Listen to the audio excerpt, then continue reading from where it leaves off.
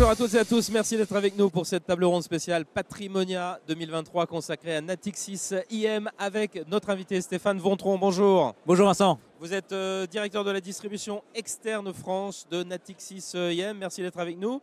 Merci. Aujourd'hui on va surtout parler du crédit court terme qui fait son grand retour à la faveur de la hausse des taux. On va parler aussi de vos stratégies actions si on a un petit peu de temps.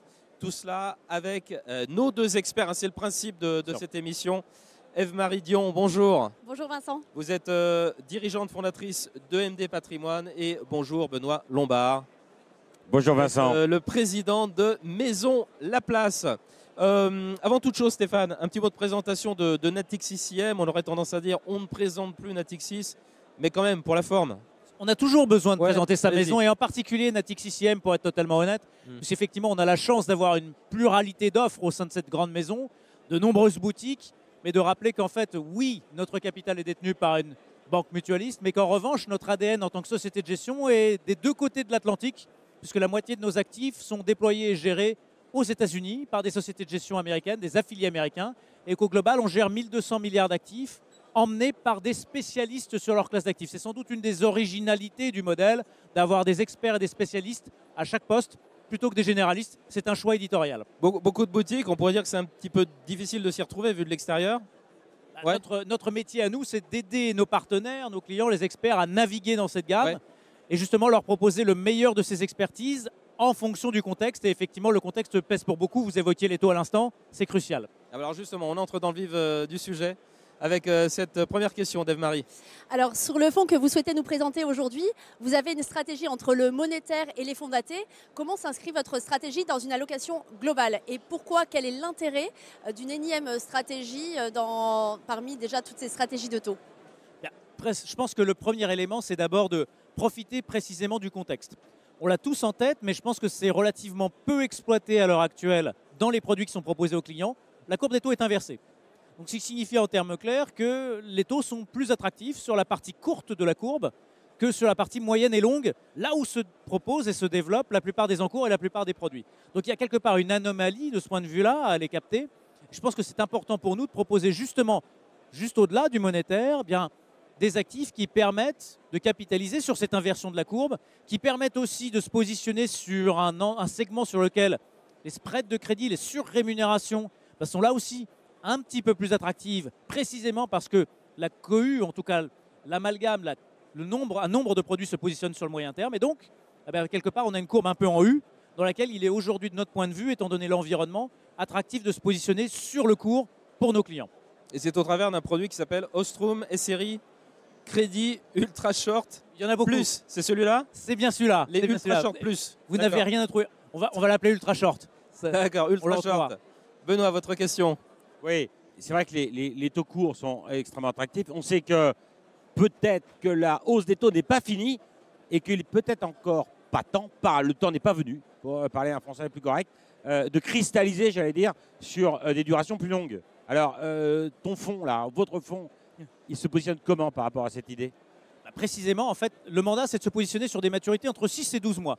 Donc, c'est un produit qui est assez peu impacté en réalité par la remontée des taux. À titre d'exemple, l'an dernier, en fait, la performance du fonds a été positive dans un contexte de remontée de taux extrêmement brutale, précisément parce qu'en fait, la sensibilité au taux sur cette partie de la courbe est tellement faible que ce que l'on gagne en rendement instantané fait plus que compenser la perte sur le prix, parce qu'on a des rotations qui sont extrêmement importantes, parce que les papiers sont courts. Et donc, c'est justement la stratégie, c'est de se dire, on a peu de visibilité à l'heure actuelle sur la remontée des taux. On sait qu'on a fait probablement l'essentiel du chemin en amplitude, mais il n'en reste pas moins que chaque jour, on est un petit peu surpris par les hausses de taux continues, notamment sur une grosse partie de la courbe, en fait, qui monte de manière parallèle et donc qui coûte en termes de performance, d'où l'intérêt sur des positions d'attente. Je pense que ce sont des actifs sur lesquels les conseillers et les clients n'ont pas envie, si vous me passez l'expression, de prendre de coups. Et je pense que c'est justement un actif qui permet de ne pas prendre de coups. Du coup, quelles sont les performances qu'on peut attendre à court terme, c'est-à-dire d'ici 1 à 2 ans? Bien. Là, on est très tributaire du niveau de taux actuel, puisque justement, on le renouvelle en permanence. À titre d'exemple, aujourd'hui, le rendement actuariel brut du portefeuille est de l'ordre de 4,70%. Donc, vous pouvez espérer, selon les structures de frais, c'est un portefeuille qui aujourd'hui est sur un niveau de rendement supérieur à 4% net pour le client. C'est aujourd'hui la position que l'on peut avoir. C'est une performance de 2,8% depuis le début de l'année. Bon, il y a une fenêtre d'opportunité en ce moment pour ce type de produit. Vous la voyez ouverte jusqu'à quand? Je pense que la fenêtre a une probabilité d'être relativement longue Ouais. parce que Longue, notre c'est vision, quoi, et c'est 6 la mois, raison un pour an? laquelle Ouais. on fait ce choix de positionner cette expertise, c'est que précisément, je pense que dans le consensus, effectivement, on se dit que la hausse des taux n'est probablement pas terminée, mais qu'en revanche, Ah, la hausse il va y des taux n'est pas mais terminée. il va y avoir une bascule très rapide. Ouais. La moyenne du consensus, c'est vraiment là. C'est-à-dire que dès lors que les taux ne montent plus, ils redescendent. Ouais. Le sujet, c'est précisément de se dire qu'aujourd'hui, les autorités monétaires, BCE en tête, ont une marge de manœuvre extrêmement limitée, avec une inflation bien ancrée et un cycle atone. Et donc, la probabilité que la BCE ne fasse plus rien précisément pour que le niveau de taux actuel finisse par produire ses effets, et on sait qu'en général une action monétaire met 12 à 18 mois à produire ses effets, eh bien, est assez élevée. Et donc, pour nous, il y aura un plateau qui sera Oui, assez voilà. long. Et donc, la fenêtre n'est peut-être pas si courte. En tout cas, c'est un actif qui pourra probablement nous accompagner dans les 12 à 18 mois. La fenêtre, ah oui, 12 à 18 mois quand même.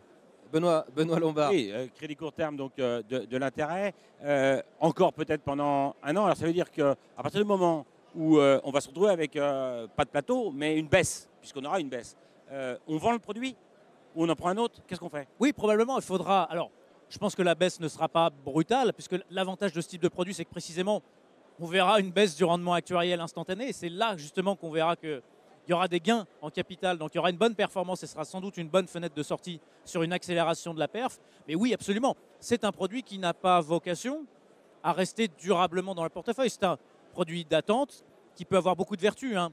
Désensibiliser les portefeuilles, offrir un profil plus résilient, offrir de la lisibilité sur le rendement sans s'exposer à une remontée des taux. Ça a beaucoup de vertus. En revanche, dès lors qu'on commence à avoir de la visibilité justement sur une baisse des taux, là, il sera opportun de se positionner beaucoup plus loin sur la courbe pour aller cristalliser des rendements qui seront en baisse et sur lesquels les gains en capital seront beaucoup plus importants sur des sensibilités bien supérieures. Eve-Marie, votre question? Euh, Toujours sur les simplement, taux? Quel type de signature mettez-vous dedans? Est-ce que c'est du high yield, l'investment grade? Qu'est-ce que vous mettez dans votre portefeuille?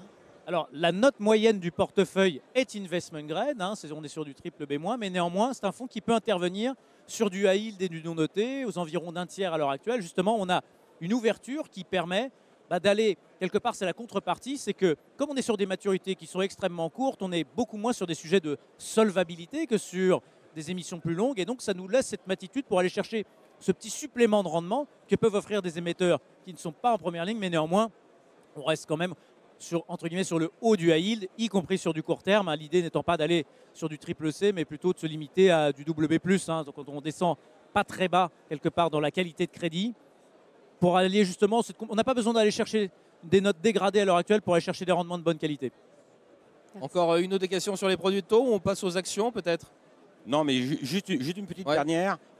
Combien de lignes dans le portefeuille et est-ce qu'il y a une taille minimale Alors, il y a pour investir?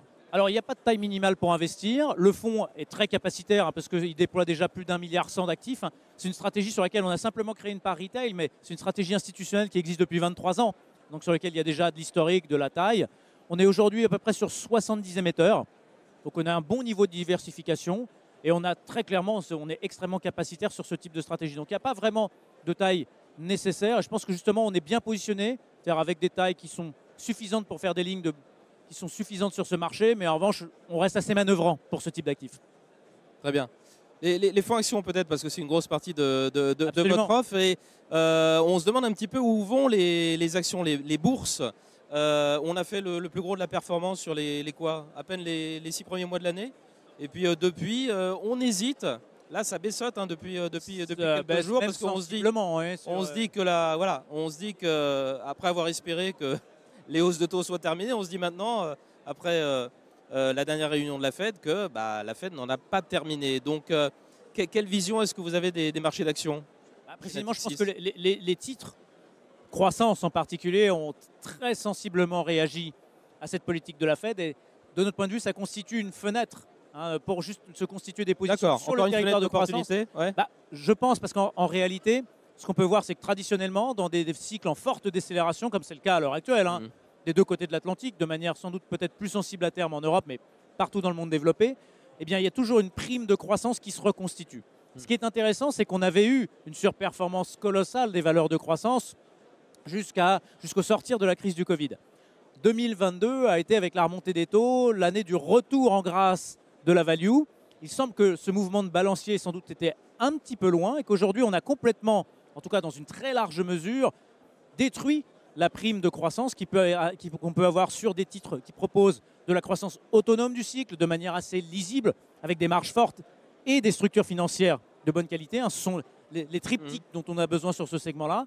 Et je pense qu'aujourd'hui, les valorisations sont plutôt attractives et peuvent permettre de se prémunir de certains à-coups sur le marché parce que ce sont des titres qui seront moins sensibles à la décélération économique, précisément parce qu'autonomes dans leur génération de cash. Donc oui, probablement, aujourd'hui, on est revenu sur des niveaux de 2019 sur le segment croissance, avant l'asymptote. Donc je pense que ça reste une fenêtre d'entrée de bonne qualité. On a le temps pour 2 questions de plus, une chacun. Eve-Marie, Benoît. Simplement, étant donné aujourd'hui la valorisation des marchés obligataires, il y a le marché aussi immobilier qui est complètement en baisse.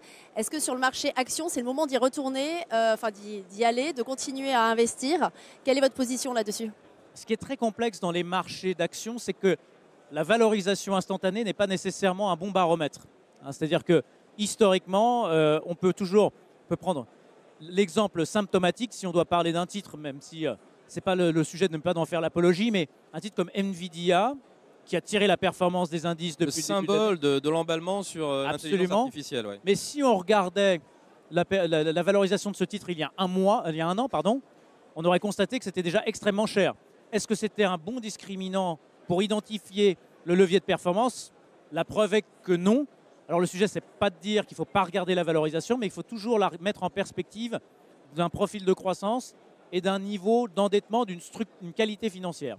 Il y a aujourd'hui sur les valeurs technologiques des bilans assez sains, des valorisations qui sont certes élevées, mais qui au regard de la croissance sont relativement attractives et sur lesquelles justement l'idée c'est de faire l'arbitrage entre les deux en ayant bien conscience du fait qu'il y a très peu de titres qui ont tiré la performance des indices depuis le début de l'année et qu'en réalité, si on regarde une grande partie du terreau des valeurs de croissance, la performance est quasi nulle depuis le début de l'année. Benoît, toute dernière question. Et comme on est à la fin de cette émission, réponse rapide si vous pouvez, Stéphane. Oui, juste, l'IA a tiré le Nasdaq 40% je crois à date depuis le début d'année.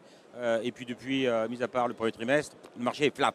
Le Jones, l'Eurostock, le CAC. Et les actions chinoises, moi j'aimerais bien avoir le point de vue de ton entité que tu représentes sur les actions chinoises.